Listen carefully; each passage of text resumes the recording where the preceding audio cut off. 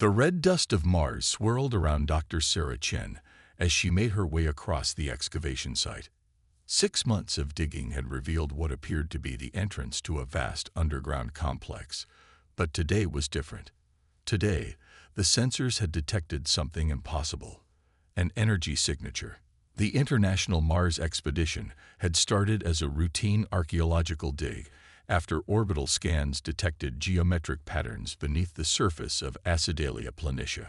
Now, as Sarah stood before the ancient doorway, its surface still smooth despite millions of years of Martian storms, she couldn't shake the feeling that everything was about to change. Dr. Chen, Marcus Rodriguez, her lead engineer, came running across the dig site, his suited figure awkward in the low gravity. The energy signature. It's getting stronger. Sarah checked her suit's readings. He was right. Whatever lay behind that door was waking up, and it was happening now. She keyed her radio, connecting to the entire expedition team. This is Dr. Chen. All personnel, clear the excavation area immediately. Security team to my location. The response was immediate. Years of drilling and safety protocols had taught them to move fast when necessary. Within minutes, only Sarah, Marcus, and 3 security officers remained at the entrance. The door's surface had begun to emit a soft, pulsing light. "Ma'am," Lieutenant Jones, the head of security, moved closer. "Should we?" The rest of his sentence was cut off as the door simply disappeared. Not opened, not slid aside, disappeared. The space behind it remained dark for only a moment before soft lights began to activate along the walls of a corridor that stretched deeper into the Martian rock. Sarah's radio crackled. "Dr. Chen, this is Mission Control Houston. We're seeing the energy spike from here. What's your status?" The door. Sarah paused, making sure her suit's camera was recording everything.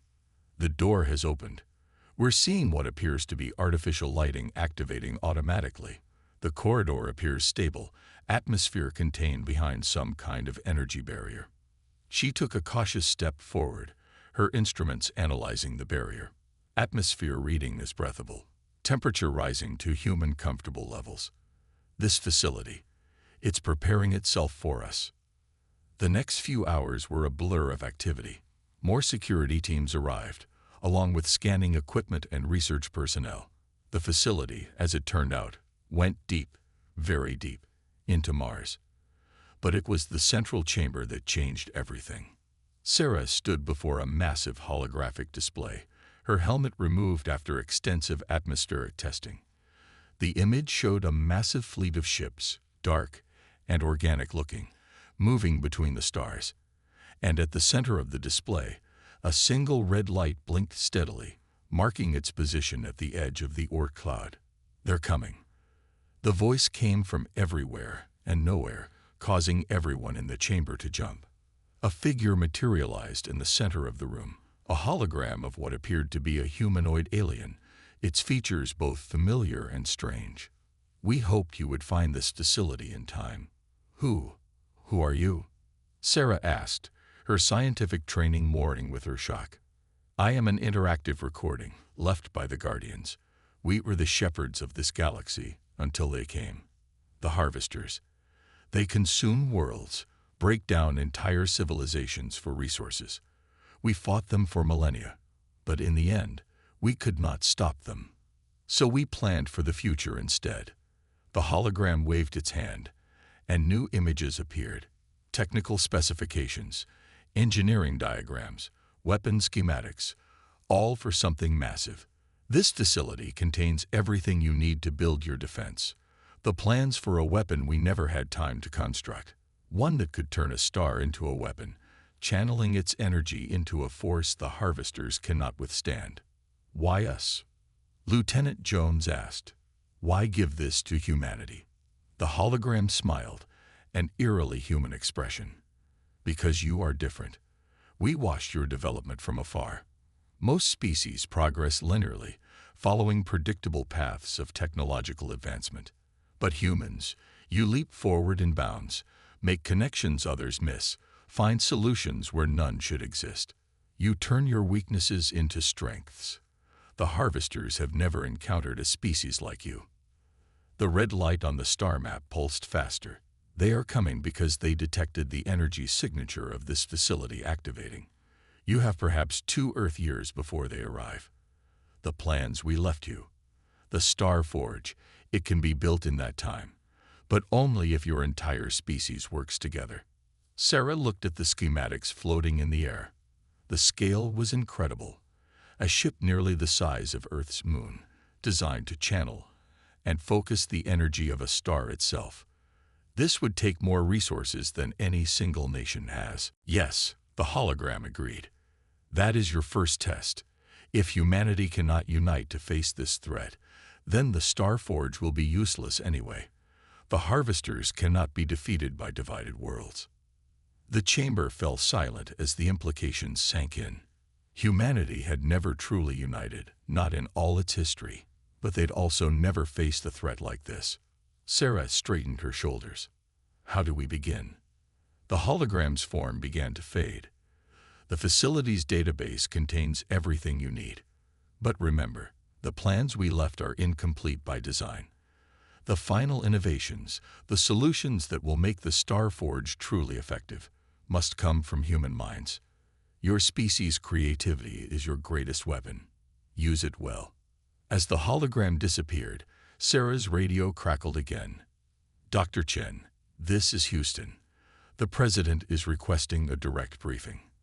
The Chinese Premier and European Commission President are also on the line. Sarah looked at her team, saw the same mix of fear and determination in their eyes that she felt herself. Put them through, and get ready to transmit everything we found. The whole world needs to see this. The displays around them shifted, showing the faces of world leaders beginning to gather for humanity's most important conference. As Sarah began her briefing, she couldn't help but think about how humans had always dreamed of finding alien life among the stars. Now they had, and with that knowledge came a terrible responsibility. The next 2 years would determine not just the fate of humanity, but perhaps the future of the galaxy itself. The Star Forge waited to be built, and the harvesters were coming. Humanity's greatest test was about to begin. 8 months after the Mars discovery, the landscape of Kazakhstan's steppes had been transformed. Where endless grassland once stretched to the horizon, now stood humanity's largest construction facility. The Star Forge project headquarters rose from the Earth like a futuristic city, its massive assembly buildings visible from space. Dr. Sarah Chen stood at the window of the main control tower, watching as another massive section of hull plating was moved into position by automated constructors. The scale of the operation still took her breath away. Below, hundreds of thousands of workers from every nation on Earth worked in synchronized shifts, building humanity's first and only Star Destroyer. Dr. Chen, her assistant, Raj Patel, appeared at her side. The quantum engineering team is ready for your review. They think they've solved the power distribution problem. Sarah nodded, turning away from the window. The original alien plans had been brilliant but incomplete. The Guardians had left humanity to solve crucial elements of the design, forcing them to innovate rather than simply copy. The quantum engineering challenge had been one of the biggest hurdles. The research lab was buzzing with excitement when she arrived. Dr. Elena Popov, the lead quantum physicist, practically bounced as she pulled up the holographic display. We did it. Look at this. The display showed a new configuration for the Star Forge's power core. Instead of trying to contain the massive energy that would be channeled from a star, they had designed a system that worked with the quantum uncertainty of space-time itself. It's beautiful, Sarah breathed, understanding the implications immediately. Instead of fighting the power fluctuations, we use them. Elena finished. The energy becomes more stable the more unstable it appears to be. It's completely counterintuitive, but our simulations show it works perfectly. This was exactly the kind of innovation the Guardians had expected from humanity. Solutions that other species might miss because they didn't think to look at the problem from an entirely different angle. The celebration was interrupted by a priority alert. Sarah's comm unit chimed along with everyone else's in the facility. All senior staff to the command center immediately. Minutes later, Sarah stood with the other project leaders as General Maya Williams, the military head of the Starforge project, brought up a new set of long-range sensor data. The sensors themselves had been built using Guardian technology, extending humanity's vision far into deep space. 6 hours ago, we detected these, Maya said, highlighting several fast-moving objects at the edge of the solar system. They're small, probably automated probes. The harvesters are scouting us. The room went quiet. They'd known this was coming, but the reality of it sent a chill through everyone present. The enemy was no longer an abstract threat. They were here. How long? Sarah asked. Based on their current trajectory and speed, they'll reach Mars in 3 weeks. The main fleet is still where we first detected it. But these scouts... Maya paused, studying the data. They're testing our defenses, looking for weaknesses. What defenses? Admiral Chen Wei of the Chinese Space Force spoke up. The Starforge is barely half complete. We have nothing that can stop even these probes. That's not entirely true, a new voice said. Dr. James Kumar, head of the weapons development team, stepped forward. The primary stellar energy collector isn't ready, but the point defense systems are fully designed. If we focus all our resources on completing just those sections, we could have a fighting chance against the scouts. Maya finished, catching on. Not the main weapon, but enough to show them we're not helpless. Sarah looked at the construction schedule. We'd have to divert resources from other critical systems. It would delay completion of the main weapon by at least 2 months. But if we don't survive the scouts, the main weapon won't matter, Alina pointed out. General Williams nodded decisively. I'll take this to the World Security Council. Dr. Chen, how quickly can you get me a revised construction schedule? Give me 2 hours, Sarah said, already pulling up project timelines on her tablet. Dr. Kumar, I'll need your team's input on minimum viable configurations for the defense systems. As the command center burst into activity, Sarah felt a familiar mix of pride and anxiety. The world had come together in ways she'd never thought possible. Old enemies worked side by side, sharing technology and resources without hesitation. The threat of extinction had accomplished what centuries of diplomacy couldn't. But now they faced their first real test. The probes would report back to the main harvester fleet. What they found would determine how the enemy approached their invasion. Humanity needed to show strength, but not reveal too much. It was a delicate balance. Outside the command center's windows, construction continued around the clock. The Starforge's massive frame stretched for kilometers, its partially completed hull reflecting the Kazakhstan sun. Crews were already redirecting resources, beginning the sprint to prepare for humanity's first space battle. Sarah's comm unit chimed again. The quantum engineering team had more innovations to share. As she headed back to the lab, she thought about how far they'd come. 8 months ago, the world had been divided, nations suspicious of each other, progress slowed by politics and old grudges. Now, watching teams from every corner of Earth working together, sharing ideas, finding solutions no one species was meant to discover alone, she understood what the Guardians had seen in humanity. They were chaotic, unpredictable, sometimes irrational. But those very qualities led them to insights others would miss. The harvesters were coming, sending their scouts ahead to probe Earth's defenses. They would find something unprecedented.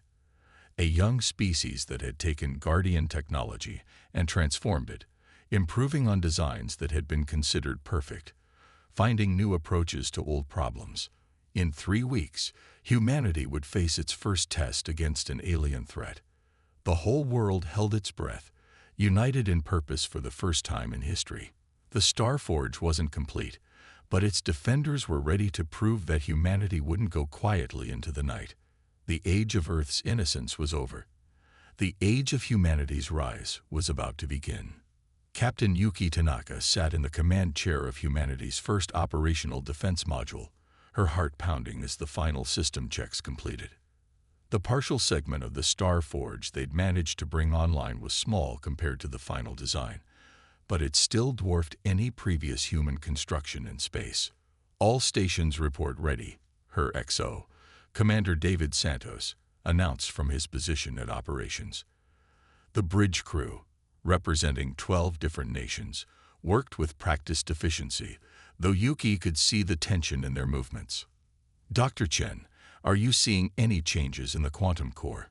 Yuki asked, her voice steady despite her nerves. They'd never attempted to power up the defensive systems at full capacity before. In the engineering section, Sarah Chen monitored the experimental power systems they'd developed. "Quantum fluctuations are within predicted parameters, Captain. The core is stable. Long-range sensors detecting movement," Lieutenant Maria Gonzalez reported from Tactical. 3 Harvester scout ships on approach. Time to intercept, 18 minutes. Yuki opened a channel to Starforge Command. "General Williams, we're tracking 3 targets. Request permission to engage when they enter weapons range." "Permission granted, Captain Tanaka." Maya's voice came through clear. "Remember, we need to show strength, but don't reveal everything we've got." Good hunting. The minutes ticked by with excruciating slowness. The scout ships were visible now on the main viewer. Dark, organic-looking vessels that seemed to absorb light rather than reflect it. Each one was roughly the size of an aircraft carrier, making them small by Harvester standards, but still larger than anything humanity had built before the Star Forge. "Energy spike," Maria called out. "They're charging weapons." "Shields to full power," Yuki ordered. "Bring point defense grid online. Let's see what these bastards can do." The first attack came as a barrage of plasma bolts, streaking through space toward the defensive module. The alien shields they'd adapted from Guardian designs flared brilliant blue as they absorbed the impact. "Shields holding at 92%, David reported. "Their weapons are powerful, but nothing we can't handle." "Return fire," Yuki commanded. "Pattern Alpha 3. Let's show them our own tricks." The defense module's weapons were a hybrid of Guardian technology and human innovation. Instead of the traditional energy weapons the scouts seemed to expect, they'd developed a system that used quantum entanglement to bypass shields entirely. Beams of golden light lanced out, slicing through the void. The first scout ship shields flared uselessly as the quantum-tipped weapons passed straight through them, cutting deep gashes in the organic-looking hull. The vessel spun away, trailing atmosphere and debris. "Direct hit," Maria exclaimed. "Enemy vessel showing significant damage too." Her report was cut off as the other 2 scouts executed a maneuver that should have been impossible for ships their size, splitting up and attacking from multiple angles. New weapons deployed from their hulls. Not energy weapons this time, but swarms of what looked like metallic insects. "Breach drones." Sarah's voice came over the comm. "They're trying to cut through the hull directly." "Activate the electromagnetic pulse arrays," Yuki ordered, remembering the defensive innovations they'd added to the Guardian designs. The hull of the defense module crackled with electrical energy, creating a field that scrambled the drone's control systems. The swarms fell away, inert, but the scouts weren't done. They began emitting a signal that made the quantum core fluctuate wildly. "They're trying to destabilize our power systems," Sarah reported, her fingers flying over her controls. "But they don't understand how our design works. The more chaos they create, the stronger we become," Yuki finished, remembering the counterintuitive breakthrough that had made their power system possible. "All weapons, full spread. Show them what chaos really means." The defense module's weapons opened up with everything they had, each shot amplified by the very instability the enemy was creating. One scout ship disappeared in a flash of light so bright it overwhelmed the viewer's filters. The other, perhaps realizing the tide had turned, began to retreat. "The damaged scout is also withdrawing," Maria reported. "They're both accelerating to FTL velocities." "Let them go," Yuki ordered. "They'll report back to their fleet. Let them tell their masters what they found here." The bridge erupted in cheers as the enemy ships disappeared from their sensors. They'd done it, humanity's first space battle, and they'd won decisively. But Sarah's voice cut through the celebration, her tone worried. "Captain, you need to see this. The quantum core, during the battle, it did something unexpected." Yuki made her way to engineering, where Sarah showed her the readings from the battle.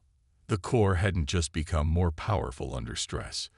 It had started to generate patterns, complex mathematical sequences that seemed to describe something vast and terrible. "It's like..."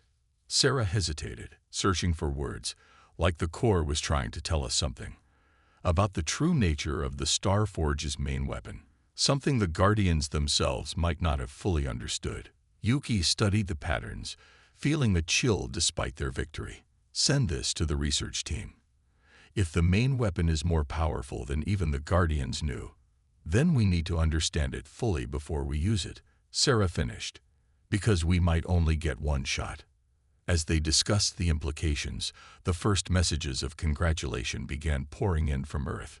Humanity had proven itself in battle, showing the harvesters that this world wouldn't be an easy conquest. But they'd also glimpsed something larger, more profound, in the quantum patterns their victory had revealed.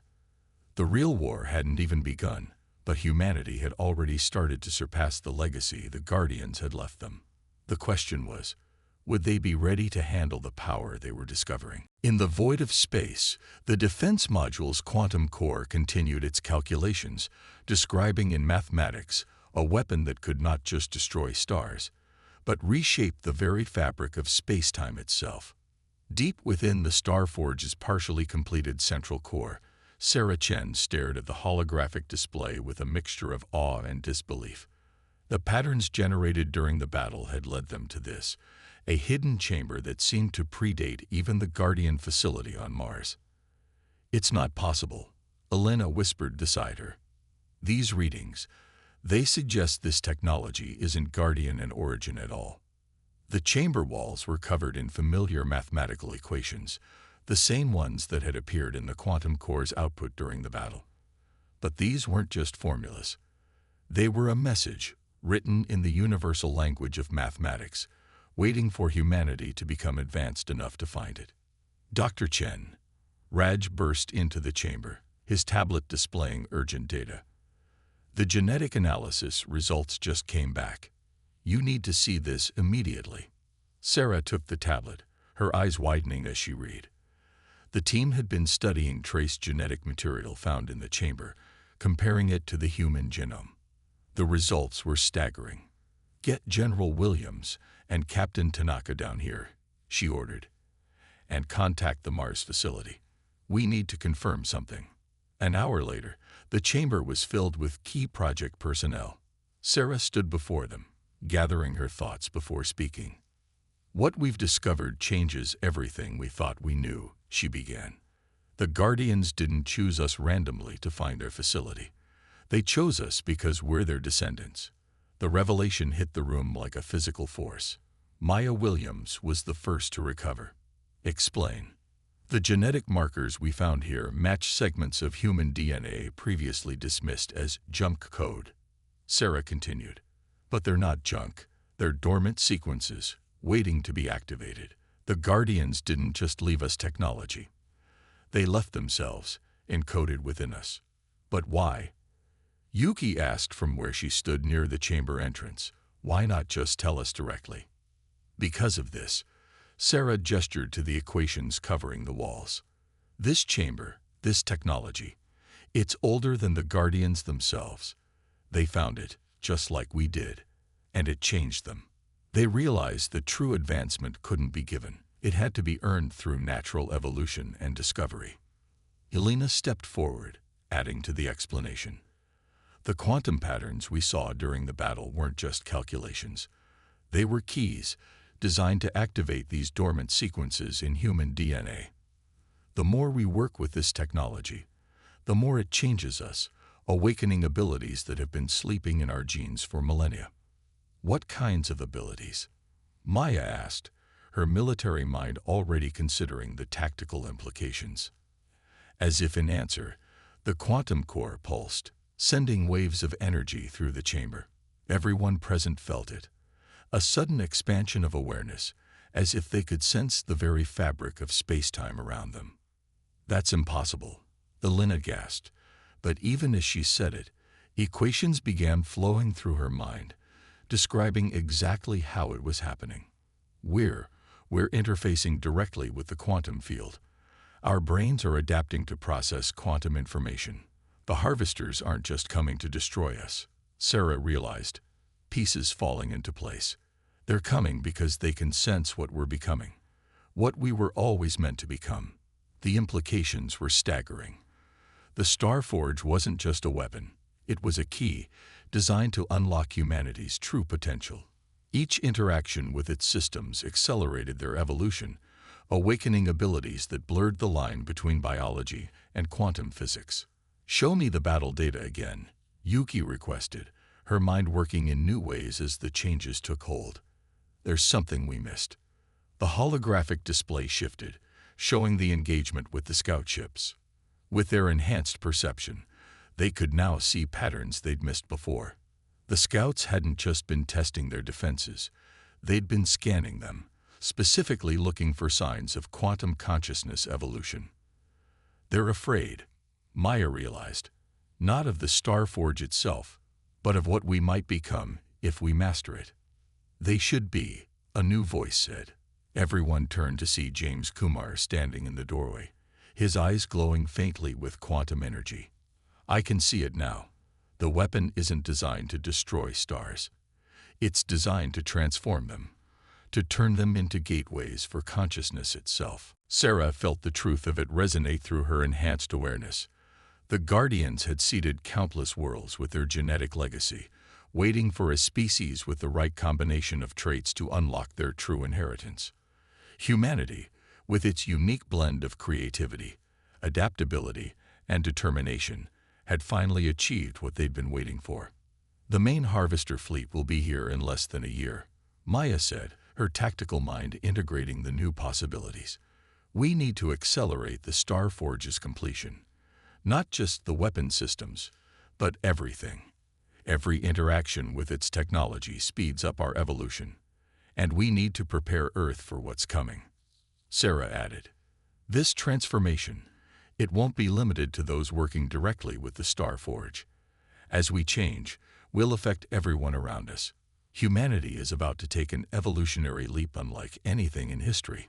Outside the chamber, construction continued on the massive vessel that would decide Earth's fate, but now its purpose had changed. The Starforge wasn't just humanity's defense against extinction, it was the key to their ascension. The harvesters were coming to prevent what they feared most, the rise of a species that could surpass even the Guardians, one that could reshape the very nature of consciousness and reality itself. They would find humanity ready, awakening to powers that had slept in their genes since the dawn of their species. The final battle wouldn't just be for survival. It would be for the right to become something more than anyone had imagined possible. And humanity, true to its nature, was already adapting to its new reality, preparing to take its first steps into a larger universe. The harvester fleet emerged from faster-than-light travel at the edge of the solar system, their massive ships blotting out the stars behind them. Thousands of vessels, each one larger than Earth's largest cities, moved in perfect formation, a swarm of world killers approaching their prey.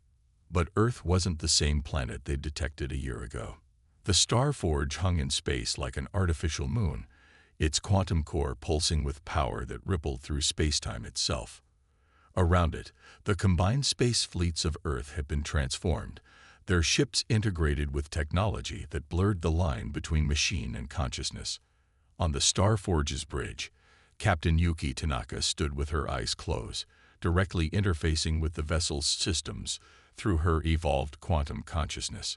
The entire bridge crew operated the same way, their minds linked in a network that processed information faster than any computer. "The quantum field is stabilizing," Sarah Chen reported from engineering, her consciousness extending through the Starforge's vast systems. "All stations report ready." General Williams, coordinating from Earth Defense Command, sent a pulse of acknowledgement through the quantum network. The defensive strategy they'd developed was unlike anything in military history. It had to be, given what they'd become. "They're launching their first wave," Yuki announced, sensing the movement through the quantum field. "Exactly as predicted. They still think we're just using borrowed Guardian technology." The Harvester Vanguard accelerated toward Earth, 10,000 ships strong, enough firepower to reduce a planet's surface to slag. They moved in attack formations developed over millions of years of conquest. But humanity had spent the last year preparing for this moment. As the Harvesters approached, the Starforge's quantum core began its primary sequence, not targeting the enemy ships directly, but reaching out to something far more powerful, the Sun itself. "Solar interface initiating," Sarah reported, her consciousness merging with the vast energies they were about to channel. "Ready to create the quantum gateway." The Harvesters noticed too late what was really happening. The Starforge wasn't preparing to fire a weapon. It was transforming the Sun into something new, something that existed simultaneously in normal space and quantum space. "They're breaking formation," Elena called from her station, monitoring the enemy's response. They recognized the pattern. They've seen this before at the fall of the Guardians. But this time was different. Where the Guardians had tried to use stellar energy as a simple weapon, humanity had understood the true purpose of the technology. They weren't trying to destroy the Harvesters. They were about to change the rules of reality itself. "Now," Yuki commanded. The Starforge's quantum core pulsed once, and the Sun transformed. For a moment that stretched into eternity, every human connected to the quantum network felt their consciousness expand to encompass the entire solar system. They could see everything, understand everything, become everything. The Harvester fleet froze in space as the quantum field expanded, trapping them in a reality humans now had the power to shape. Their organic technology, advanced as it was, couldn't cope with enemies who could rewrite the laws of physics locally. "My God," Maya breathed through the network.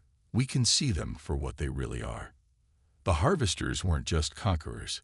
They were fragments of a dying universe, seeking to harvest the energy of younger realities to preserve themselves. They attacked developing civilizations not just for resources, but to prevent them from reaching the stage humanity had just achieved. "We don't have to destroy them," Sarah realized, her expanded consciousness grasping possibilities that would have been incomprehensible a year ago. "We can offer them something else." Through the quantum network, humanity reached out not with weapons, but with understanding. They showed the Harvesters what the Guardians had discovered, what humanity had now mastered: the ability to create new spaces within reality itself, sustainable spaces where dying universes could be preserved without consuming others. The response came not in words or data, but in a shift of quantum states. The Harvester fleet, for the first time in its endless existence, stood down. Hours later, as the quantum field stabilized into its new configuration, Sarah stood with Yuki and Maya in the Starforge's observation deck, watching the Harvester ships begin their transformation. Their dark, predatory forms were changing, becoming something new, something that could exist in harmony with the quantum spaces humanity had learned to create. "We did it," Yuki said softly. "Not just survived, but found a way to save them too." "That's what the Guardians saw in us," Sarah replied, understanding at last. "Not just our ability to fight or adapt, but our capacity to find solutions nobody else would think of, to see past simple survival to something greater."